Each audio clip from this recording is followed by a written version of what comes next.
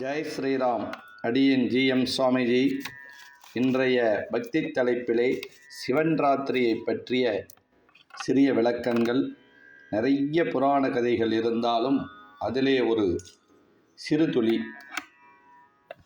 ஒரு தருணத்திலே பார்வதி தேவி சிவபெருமானின் கண்களை விளையாட்டுத்தனமாக மூடிட்டார். மூடின அடுத்த க்ஷணம் லோகங்களே உள்ள ஜீவராசிகள் அனைத்துமே அப்படியே ஸ்தம்பிச்சு போயிடுது. ஏன்னா அவருடைய பார்வையில் தானே எல்லாமே லோகமே இயன்றிருக்கு. அதனால அது எல்லாமே ஸ்தம்பிச்சு போயிடுது. உடனே அங்கே முனிவர்கள்லாம் எல்லாம் பார்த்துட்டு உலகமே இப்படி ஸ்தம்பிச்சு போயிடுதுன்னு சொல்லிட்டு தேவிகிட்ட முறையிடுறாங்க. அம்மா நீங்கள் கண்ணை மூடினீங்க, அதுக்கு பிறகு வரும்போது எல்லாமே அப்படியே ஜீவராசிலேருந்து எல்லாமே அப்படியே நின்று போயிடுது, என்ன செய்யறது அப்படின்னு சொல்லிட்டு கேட்குறப்ப, நான் செய்த தவறை நானே சரி பண்ணுறேன். நான் தெரியாமல் சாதாரண விளையாட்டுத்தனமாக செஞ்சுட்டேன். அதோட விளைவுகள் இப்போ ஜாஸ்தியாக எடுத்து நான் உடனே சரி பண்ணுறேன் அப்படின்னு சொல்லிட்டு உடனே அன்று இரவு பூஜை பண்ண ஆரம்பிச்சிட்டாலாம். அன்றைக்கி ராத்திரி, அன்று தான் சிவராத்திரி.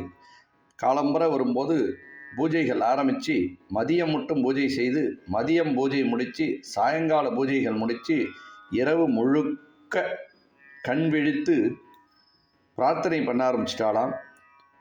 இறைவனை சந்தோஷப்படுத்தக்கூடிய பஞ்சாட்சர ஜபங்களும் செய்யப்பட்டு, இறைவனுக்கு அபிஷேகங்கள் செய்து வில்வத்தினாலே அர்ச்சனைகள் செய்து பிரார்த்தனை பண்ணிகிட்டே இருந்தாலாம். இந்த பிரார்த்தனையிலே இறைவன் சந்தோஷப்பட்டு கண் விழித்தாராம். கண் விழித்த அடுத்த க்ஷணங்கள் லோகங்கள் எல்லாம் செயல்பட ஆரம்பிச்சிருது. உடனே தேவிக்கு அவ்வளோ சந்தோஷம். இறைவனை பார்த்து நமஸ்காரம் பண்ணிட்டு சந்தோஷப்பட்டாலாம். உடனே இறைவன் சொன்னாராம், தேவி நீ செஞ்சதும் ஒரு விதத்திலே சௌகரியங்கள் தான். இந்த நன்னாளிலே, சிவராத்திரி நன்னாளிலே இரவு முழுக்க கண் விழித்து எனக்கு அபிஷேகங்கள் செய்து பஞ்சாட்சர ஜபங்கள் செய்து வில்வத்தினாலே அர்ச்சித்தமானால் அவாவாளுடைய கஷ்டங்களை எல்லாத்தையுமே நான் நிவர்த்தி பண்ணிடுவேன். எந்த கஷ்டங்களும் அவளுக்கு வராது. பணக்கஷ்டத்திலேருந்து, மனக்கஷ்டத்திலேருந்து, உடல் ஆரோக்கியத்திலேருந்து எல்லாமே சந்தோஷமாக இருக்க வாய்ப்புகள் உண்டு அப்படின்னு சொல்லிட்டு இறைவன் வரும்போது மறைந்தாராம். அப்பேற்பட்ட உன்னதமான ஒரு நன்னாள் தான் சிவராத்திரி. அந்த சிவராத்திரி என்று இரவு கண் முழிக்க முடியாதவாள் முடிக்கலாம், முடிக்க முடியாதவா ஒரு காலத்துக்காது சாயங்காலம் போய் வில்வங்கள் வாங்கி இறைவனுக்கு அர்ச்சனை செய்வது உன்னதமான ஒரு பலனை கொடுக்கும். பாலபிஷேகம் செய்வது ரொம்ப ரொம்ப ரொம்ப ரொம்ப நல்ல பலன்கள். வாக்கு வலிமையாகும். குடும்பத்திலே உள்ள கஷ்டங்கள்லாம் நிவர்த்தி அடைய வாய்ப்புகள் உண்டு. இப்பேற்பட்ட நன்னாளியை நாம் அனைவரும் பயன்படுத்தி கொள்ளணும். அதோடு இல்லாமல் சிவன் ராத்திரி அன்று கண் விழிக்கலைனாலும் பரவாயில்லை, மறுநாளைக்கு வரும்போது தூங்கக்கூடாது. அதுதான் ரொம்ப விசேஷம்.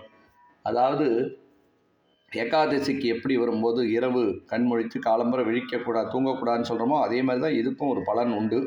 மறுநாள் அது தூங்கினோம்னா அதுக்கு பலனே கிடையாது. அதனால் முத நாள் கண் விழிக்க முடியலைனாலும் பரவாயில்ல, மறுநாள் பகலில் தூங்கவே கூடாது.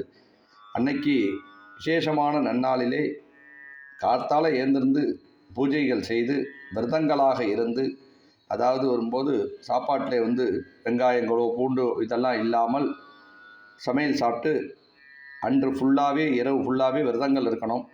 பால் பழம் சாப்பிட்றவா சாப்பிட்லாம், அப்படி இல்லைன்னா சப்பாத்திகள் சாப்பிட்டு இந்த விரதத்தை கடைபிடிப்பது உன்னதமான ஒரு பலன்கள். கோயில் அருட்பிரசாதத்தை சாப்பிடுவது அதோட ஒரு விசேஷமானது. அந்த அருட்பிரசாதத்தில் சரீரத்திலே உள்ள ரோகங்கள்லாம் நிவர்த்தியாகதாக சில பல புராண கதையிலே சொல்லக்கூடியது. அப்பேற்பட்ட இந்த நன்னாளை, சிவராத்திரி நன்னாளை அனைவரும் பின்பற்றுவோமாக. அவனருள் பெருக. நமச்சிவாயம், நமச்சிவாயம், நமச்சிவாயம். சிவநாமம் ரொம்ப முக்கியம். ராம் ராம்.